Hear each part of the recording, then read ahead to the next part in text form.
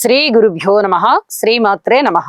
మా భక్తి టీవీని ప్రోత్సహిస్తున్నటువంటి మా ప్రేక్షకులందరికీ ధన్యవాదాలు తెలియజేస్తూ 11 మే 2025 నుంచి 17 మే 2025 వరకు గల కాలానికి రాశి ఫలితాలు తెలియజెప్పుకుందాము.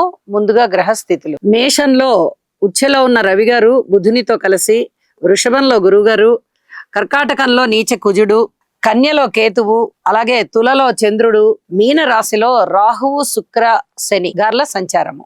ఇక 17 మే వారాంతానికి వచ్చేటప్పటికి రవి గారి యొక్క స్థితి వృషభ రాశిలోకి వెళ్ళింది, గురువు గారి యొక్క స్థితి మిథున రాశిలోకి వెళ్ళింది, చంద్రుని యొక్క స్థితి ధనస్సు రాశిలోకి వచ్చి ఉన్నది. గ్రహ సమ్మేళనాల యొక్క ఫలితాలు ఏమిటి అని గనక మనం తీసుకున్నట్లయితే, శుక్ర శని రాహువులు ముగ్గురు కలిసి ఈ మీన రాశిలో ఉన్నారు. ముగ్గురు కూడా వ్యతిరేకస్తులే, గురువర్గంలోని వారు కాదు. అయినప్పటికీ కూడా గురువు గారి యొక్క క్షేత్రము కాబట్టి ఆ గురువు గారి మీద ఉండేటటువంటి గౌరవంతో వారు ముగ్గురు కొంత ఓబేగా ఉండేటటువంటి అవకాశం ఉంది. కానీ వారి వారి సహజ లక్షణాలు ఏవైతే ఉన్నాయో అవి చూపెట్టక మానరు. అయితే తీవ్ర స్థాయిలో చెడ్డ ఫలితాలు ఉండబోవు, కానీ అసలంటూ చెడ్డ ఫలితాలు అయితే కొన్ని ఉన్నాయి.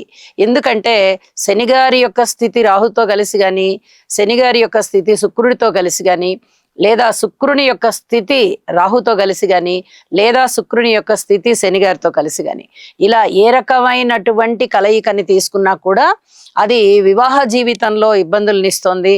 అలాగే కొంచెం గర్భానికి సంబంధించినటువంటి దోషాలు, కడుపు నొప్పులు రావడము, స్త్రీలకైతే బహిష్టు సమస్యలు ఉండడము, అలాగే గర్భిణీతో ఉన్న స్త్రీలు మరిన్ని జాగ్రత్తలు తీసుకోవాలి అని చెప్పి తెలియజెప్పేటటువంటి గ్రహస్థితులు అన్నమాట ఇవి కొంచెం జాగ్రత్తగా ఉండాలి ఈ విషయంలో ఆరోగ్య రీత్యా. తదుపరి ఈ రవి బుధుల యొక్క కలయిక బుధాదిత్య యోగాన్ని సూచిస్తూ చాలా అద్భుతమైన ఫలితాలని ఇస్తుంది. కాబట్టి ఇది చాలా చాలా మంచి యోగము కింద లెక్క. అలాగే గురువు గారి యొక్క స్థితి 1 సంవత్సర కాలం తదుపరి ఇప్పుడు మారి ఉన్నది మిథున రాశిలోకి. గురువు గారు వృషభ రాశిలో ఉన్నప్పుడు ఎవరెవరికి ఎటువంటి ఫలితాలు ఇచ్చారో ఇప్పుడు అవన్నీ మారి మిథున రాశిలోకి వచ్చిన తర్వాత ఏం ఫలితాలు ఇవ్వబోతున్నారనేది తెలుస్తుంది. 1 సంవత్సర కాలం అయిపోయింది కాబట్టి గురువు గారి యొక్క రాశి మార్పు జరిగి ఉన్న కారణం చేత చాలా చాలా మార్పులు ఉండబోతున్నాయి. ఇవన్నీ కూడా ముఖ్యమైనటువంటి సూచనలు.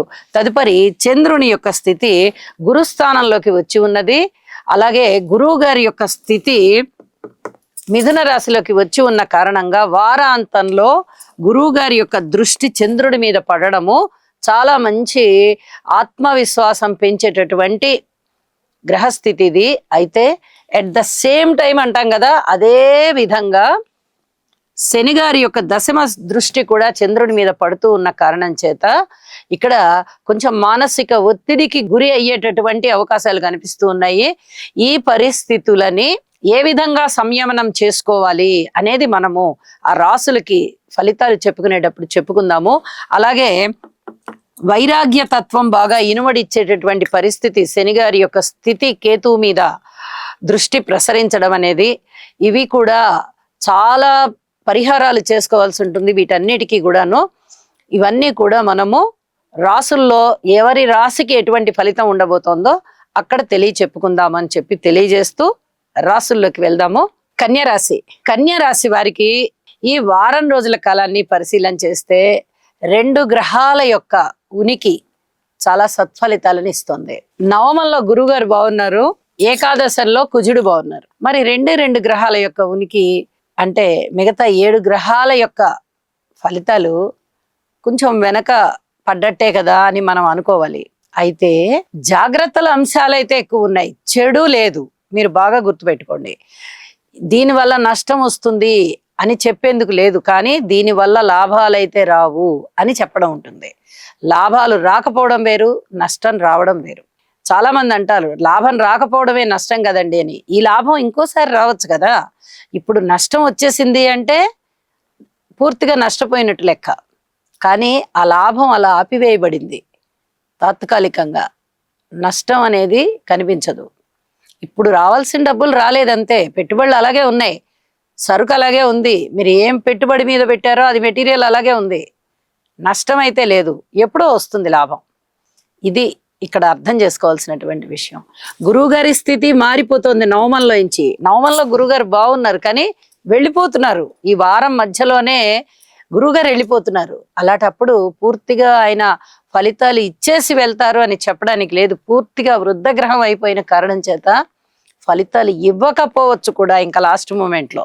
వాహనాల వల్ల లాభాలు ఉంటాయి, భూమి వల్ల లాభాలు ఉంటాయి.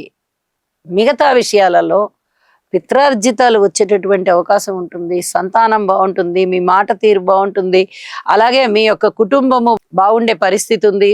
ఇలా కొన్ని విషయాలు చాలా బాగుంటాయి. ఎక్కువ విషయాలు మీరు శ్రద్ధ తీసుకోవాల్సింది ఉంటుంది.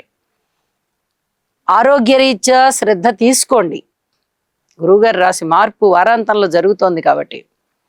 అలాగే భార్యాభర్తల అనుకూలత రీత్యా అంతగా బాలేదు, పబ్లిక్ రిలేషన్స్ విషయంలో అంతగా బాలేదు, రాజకీయ నాయకులకి అంతగా బాలేదు. అలాగే అన్నదమ్ముల సహాయ సహకారాల రీత్యా కొంతవరకే బాగుంది తప్ప పూర్తిగా సంతృప్తి కలగబోవడం లేదు.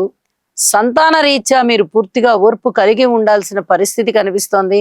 రుణాల రీత్యా ఓర్పు కలిగి ఉండాలి. మీ మీద కొంచెం రుణ భారాలు ఎక్కువ అయ్యేటటువంటి అవకాశం ఉంది. అలాగే మీకు మానసికమైన ఒత్తిడి పెరిగేటటువంటి అవకాశం ఉంది. భార్యాభర్తలు విడిపోదామని నిర్ణయించుకున్న వాళ్ళు ఎవరైనా కోర్టులో కేసులు వేసి అదే మాట మీద ఉన్నట్లయితే విడాకులు వచ్చేస్తాయి. లేదు, మన నిర్ణయం తప్పు, మనం పెద్దలు చెప్పిన మాట విని ఈ పంధాలో ఉందాము, ఈ బాటలో ఉందాము అనుకుని మీరు ఆ విడాకుల్ని క్యాన్సిల్ చేసుకోవాలి అనుకున్నట్లయితే మీకు తిరిగి మళ్ళీ మంచి రోజులు ఉన్నాయి. ఇది చెప్పదగినటువంటి సూచనగా తెలియజేస్తున్నాను. నిర్ణయం మీ చేతుల్లోనే ఉంది.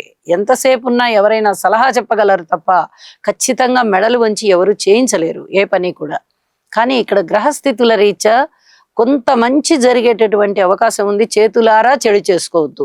ఇది చెప్పదగినటువంటి సూచనగా తెలియజేస్తూ ఉన్నాను. అలాగే ఉద్యోగంలో పై అధికారుల యొక్క మన్ననలు పొందడానికి మీరు ఎటువంటి ప్రయత్నాలు చేయకండి. మీ ఉద్యోగ విధి ఏదో దానిని నిర్వహించుకుంటూ వెళ్ళండి. అయితే ఇప్పుడు రాశిలోకి వచ్చినటువంటి గురువుగారు మిథున రాశి నుంచి తరువాతి రాశి అయినటువంటి కర్కాటక రాశిలోకి ప్రవేశిస్తారు 1 సంవత్సర కాలానికి. అయితే 30 డిగ్రీల కాలం నడవాలి. ఈ 30 డిగ్రీల కాలము కూడా తన యొక్క ఉచ్చ వైపు నడుస్తూ ఉంటారు కాబట్టి మీకు చాలా బాగుంటుంది. ఎప్పుడైతే ఇలా ఉచ్చవైపు వెళ్తున్నారో గురువుగారు, ఆయన దశమంలో ఉన్నా కూడా మంచి ఫలితాలు ఇస్తారు. ఇది చెప్పదగినటువంటి సూచన.